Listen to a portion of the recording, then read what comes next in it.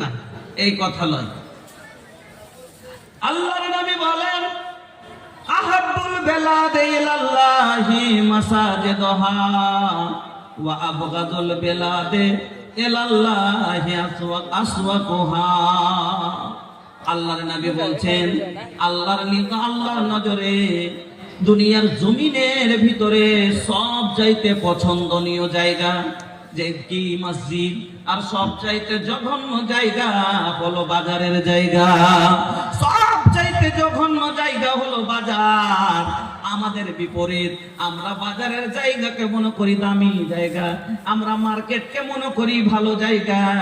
কিন্তু নবীজি বলছেন না, বাজার হলো কিসের জায়গা? আল্লাহর নজরে সব চাইতে জঘন্য জায়গা হলো বাজার। কেন জঘন্য বলা হলো? বাজারে জীবনে তসবিহ করতে দেখেছেন, বাজারে নামাজ পড়তে দেখেছেন, বাজারে কোনো জিকির আজকার হয়, দিনের কথা হয় না, বাজারে গান বাজে বাজে না।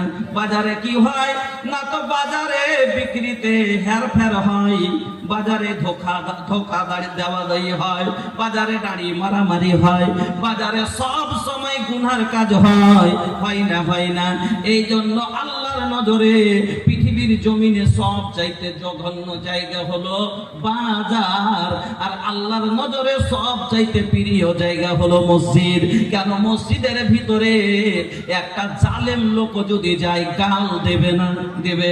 একটা যদি জাহেল লোক যদি আল্লাহর মসজিদের ভিতরে যায়, তবে মসজিদ বলে ওর জ্ঞান আছে, মসজিদের ভিতরে একটা মজাকের কথা বলবে না, ইয়ারকির কথা বলে না। কেউ যদি বলে দেয় এই বোকা বুঝিস না মসজিদ, বলে না, ওকে ধমক দিয়ে বলবে এই এটা আল্লাহর ঘর, জানিস আল্লাহর ঘরে এসব কথা বলতে হয়।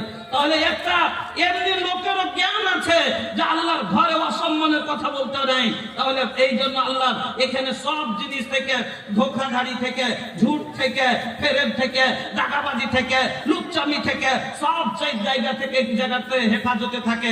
এই জন্য হলো এটা আল্লাহর নিজের নজরে সবচাইতে প্রিয় জায়গা। আমার বন্ধুরা, এবার মসজিদ হলো আল্লাহর ঘর।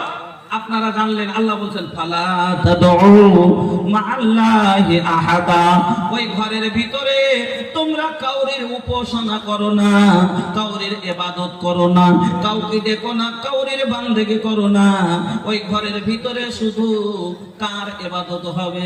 মসজিদ ধান রাখা গোডাউন নয়, মসজিদ কোনো মিছিলের মিটিং এর জায়গা নাই, মসজিদ বিচারের জায়গা নয়। মসজিদ কিসের জায়গা রে? না তো হলো মসজিদ আল্লাহর ইবাদতের জায়গা।